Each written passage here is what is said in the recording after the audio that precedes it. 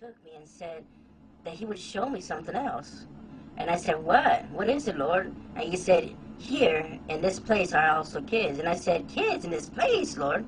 And why are there kids in this place? For your word says, suffer the little children and forbid them not to come unto me, for such is the kingdom of heaven. And he said, yes, daughter, for such is the kingdom. For the ones that come to me, I do not forbid. But as at the moment, he shows me an 8-year-old boy. This child was being tormented with flames. All he would say is, Lord, have mercy on me. Take me out of here. I don't want to be here. He would cry out and scream. And I began to look around me and see those demons that are well known as Dragon Ball Z, Ben 10, Pokemon, Darumon, and all kinds of demons that are in animated drawings. And I said, Lord, why is this boy here in this place? And I began to see his screen, and the Lord showed me how this boy was there. But before he showed me his life, I would see how this boy would sit there and just watch TV, how he would be plugged in and watching the animated figures, and the Lord said, daughter, the animated figures and those movies and those shows that are shown every day on TV are instruments of Satan to destroy humanity. And at that moment he said, daughter, look how this happened. And I began to see how this child was very rebellious and disobedient to his parents, and when his father would speak to him, he would run and throw things around and not listen to them. And when this was happening, a car hit him and his life ended right there. And from that point on, he has been here in hell. And when he began to see how this boy was being tormented, the Lord said, daughter, go and tell the parents to instruct their children according to my word. The word is real and tells us what we need to correct, that we need to correct our child with the rod, but not all the time, but only when the child is disobedient to their parents. And the Lord said something real sad, very hurtful. Daughter, there's many kids here in this place because of these animations and rebellion. And I said, Lord, why the animations? Because these are demons that bring forth rebellion, disobedience, bitterness, and hatred towards the kids. And all kinds of demons that are there. All of them that are in there enter the children so that they will not do anything that is good for them to do evil. Because what they see there on TV is what they want to do as well in reality. And I said, Lord, why is there kids in this place? And he said, because once they have knowledge that heaven and hell exist, they now have a choice to pick.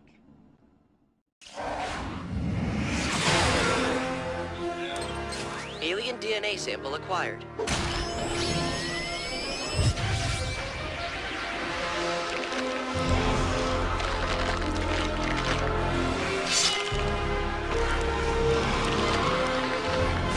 Ghost Freak!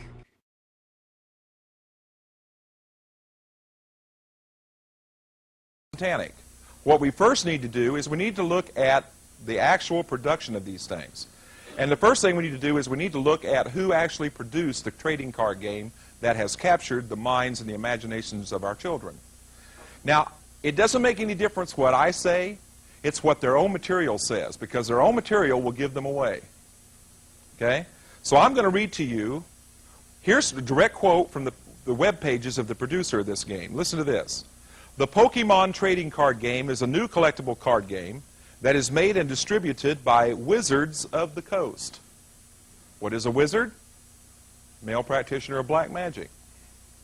Wizards of the Coast, the same company that made the best-selling game Magic the Gathering. Magic the Gathering is a heavily occult-laced trading card game which has been very popular in the 90s. And I should also tell you that Wizards of the Coast also owns a subsidiary company named TSR, and TSR is the company that puts out all Dungeons and Dragons material. So let's look at Magic the Gathering, because this is the same company that puts out Pokemon. So let's see where they're coming from. Now, from seeing the symbols, your actual discernment should now begin to be sharpened. How many see a circle? How many see a pentagram? Yeah. If you look, there it is. See that? Magic the Gathering.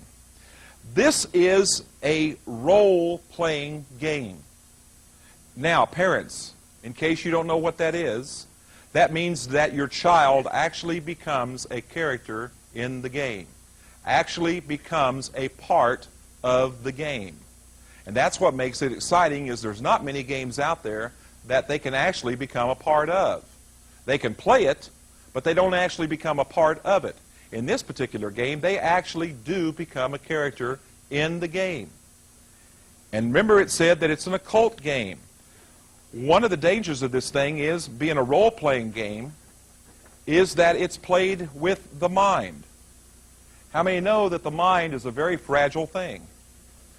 And what happens is, in these role-playing games, I'm going to use the example of Dungeons & Dragons because TSR is the one that puts out all their material. The danger of Dungeons & Dragons, or any kind of role-playing game like this, is that it's played with the mind, and when played with the mind begins to lose that fine line with what's real and what's fantasy. And the more you get into the fantasy world, the more it seems real, and all of a sudden now you don't know what's real and what's not.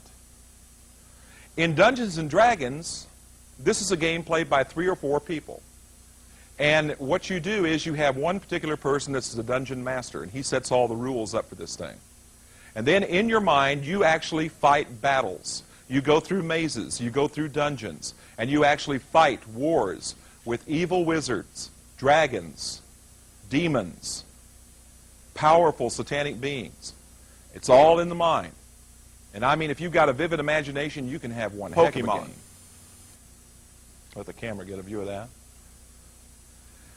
That's the Pokemon ball, and you actually catch the monster inside of that thing and harness the power in there. And then you can call on that power to regenerate itself outside of that ball.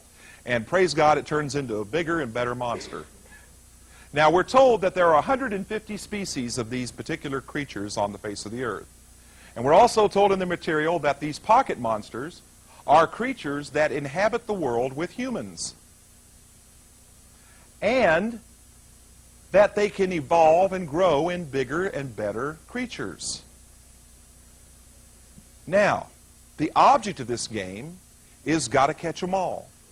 And they tell you that if you catch 'em all, you become a Pokemon master. Listen, parents, that word master will appeal to any child because they can become a somebody. They can become a master. And you know what? If you're the master of something, you don't need mom, you don't need dad, you don't need grandparents, you don't need aunts and uncles, you don't need school, and you probably don't even need a church because you're a master. You can become a god. That's the premise of what this has been teaching. You become the Pokemon master. That's the whole premise and the whole goal of this game. Now, this is the main character right here. He's called Ash Ketchum. Not Hal Ketchum, but Ash Ketchum. Okay? And again, it doesn't make any difference what I say. It's what their own material says. I'm going to tell you what they describe him as. Listen to this. An energetic and determined 10-year-old who's a little too competitive, and he's obsessed with catching all Pokemon and driven to become the world's foremost Pokemon master. And you know, every time that your children watch this program, whether it's a video, whether it's a cartoon, whether it's a comic book, no matter what it is, they hear this mantra, this rap song that's played over again. And it says, I will travel across the land searching far and wide, each Pokemon to understand the power that's inside. And then it's enchanted to them. Gotta catch them all.